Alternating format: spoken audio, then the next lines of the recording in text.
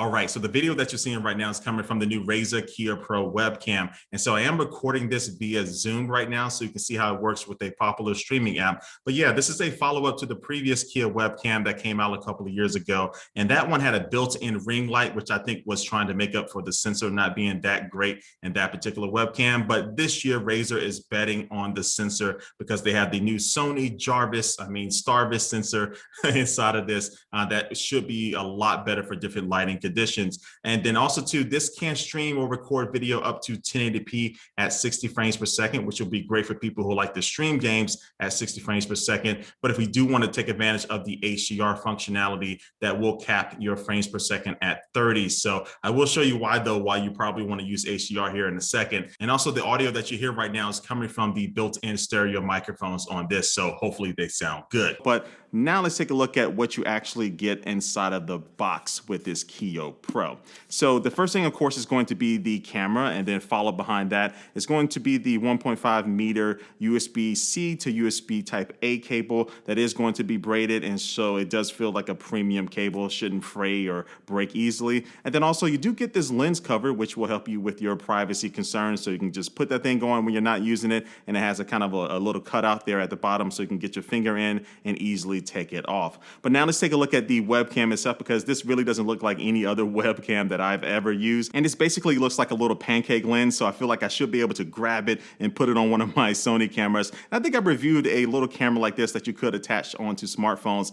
a long time ago, but it definitely gives me those same types of vibes. But yeah, it does come with an L-shaped mount that you can put onto your computer monitor or to your laptop screen. And so it's a little bit bendy, so you can move it a little bit to get a really nice fit and feel. And this L-shaped design will allow you to place it on a flat surface like the desk. And because it has a decent amount of weight to it, the stand is not easily going to tip over. But you can also mount this onto a tripod or like my GorillaPod here. And you do have a choice on whether or not you want to keep the L-shaped mount on the webcam when you are mounting it on something else, because both the webcam and that mount do have the typical tripod mounting hole. And this is a plug-and-play webcam, so once you plug it into your Mac or your PC, you don't have to download an additional app. It should just pop up with the image like this in the app that you're trying to use it with. But if you want the full control of this webcam to be able to control the colors, the brightness, the focus, you will need to use the Razer Synapse software. That's only available on PCs running Windows 8 and higher. So they don't have that software available for the Mac, but stay tuned. I have you covered, Mac users. But yeah, so on the PC, once you open up this app, it's very straightforward. You have custom controls that you can add. You can also add different profiles. Maybe you like to have certain settings for different setups. You can do it that way. And having this control is good because it looks like the video that I've been shooting from this webcam for this particular YouTube video has been a little too cool. So it's on the blue side. So I definitely want to make it a little bit warmer. So this app allows me to be able to take that white balance slider and adjust it to where I really want it. And I think this looks a lot better. And so once you do this and say I open up the Zoom app, those settings and stuff will follow over to that. But as I mentioned earlier, Razer doesn't make this software available for Mac, so that sucks. I wish they did, because competitors like Logitech do make their webcam software available for multiple platforms. But if you still want this type of control, you do have some options in the Mac App Store. But the best one that worked for me was called Webcam Settings, and I think this thing costs $7 or $8. So yes, you have to spend more money, but this will give you that control that you want, and maybe even a little bit more than the Synapse app that they make themselves. So I like this app. It works, but again, you do have to spend more money, and I wish that wasn't the case. And this Kiyo Pro does have 3 different field of views, so you have 103 degrees, 90 degrees, and 80 degrees. So this really helps you out if you didn't clean up your background that day.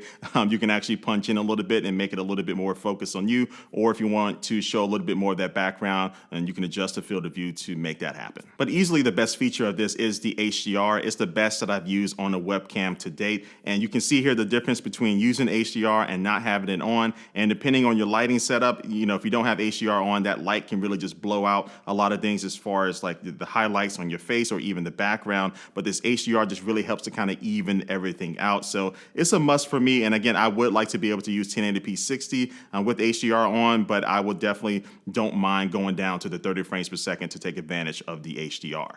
All right. So to get a better idea of the video quality, I'm comparing this camera against the Logitech Brio and the Logitech StreamCam. Now, all three of these can record 1080p up to 60 frames per second, but the Brio can also record 4K up to 30 frames per second. But the main thing here is going to be the HDR support, because right now I do have multiple studio lights on, including my main Aperture 120D light, a pretty big light. But you can see with the Logitech StreamCam, it doesn't have HDR support. So you can see that the image is really blown out and you're losing a lot of detail because it can't really handle all of that light. But with the Logitech Brio, you see it does have HDR support, so it does a better job, but it still doesn't kind of stack up to the Razer Kiyo, because on that particular camera, you can see that it handles everything from the back to the front really well, including the lights behind my TV that's giving the other webcams a little bit of trouble. And then also too, when you just look at my green sweater that I have on, the colors just pop out a little bit more. Now look, this isn't the best quality that you can get from these Logitech cameras, because I could go into the software and adjust the settings,